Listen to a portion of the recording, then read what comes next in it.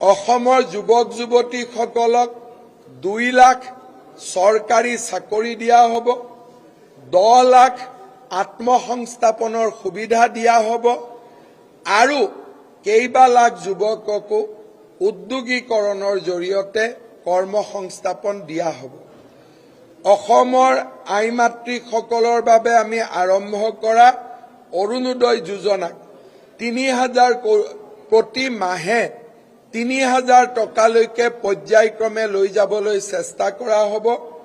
40 লাখ উদ্যমিতা অভিযানত 10,000 টকাৰে উপকৃত হোৱা আই মাতৃসকলক পুনৰবাৰ 25,000 টকা আগবঢ়োৱা হ'ব। চাহ বাগিচাৰ লোকসকলক আমি ভূমিৰ অধিকাৰ দিছো। ভূমিৰ অধিকাৰ দিয়াৰ সমান্তৰালভাৱে তেখেতসকলক আমি প্ৰধানমন্ত্ৰী আৱাস যোজনাৰ একোটাকৈ ঘৰ দিয়াৰ বাবে আমি প্ৰচেষ্টা কৰিম। অসমৰ গৃহহীন 15 লাখ লোকক আমি প্ৰধানমন্ত্ৰী আৱাস যোজনাৰ গৃহ আমি দিয়াৰ বাবে আমি চেষ্টা কৰিম। চাহ বাগিচাৰ শ্ৰমিকৰ মজুৰি বৰ্তমানৰ 280 টকাৰ পৰা পৰ্যায়ক্ৰমে 500 টকালৈকে লৈ যোৱাৰ বাবে আমি প্ৰচেষ্টা কৰিম।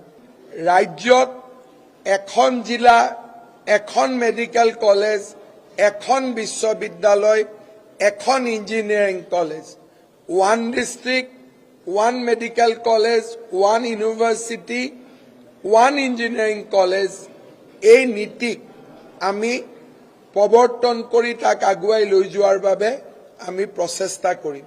জনজাতীয় লোক আৰু জনগোষ্ঠীয় লোকসকলৰ পৰম্পৰা আৰু তেওঁলোকৰ নীতি নিয়মক আওতাৰ বাহিৰত ৰাখি আমি ৰাজ্যত ইউনিফৰ্ম চিভিল কোড আমি লৈ আহিম।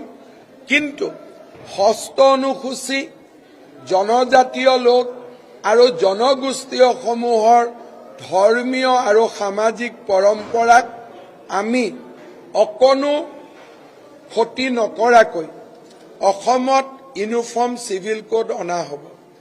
লাভ জেহাদ আৰু লেণ্ড জেহাদৰ বিৰুদ্ধে কঠোৰ আইন প্ৰণয়ন কৰা হ'ব।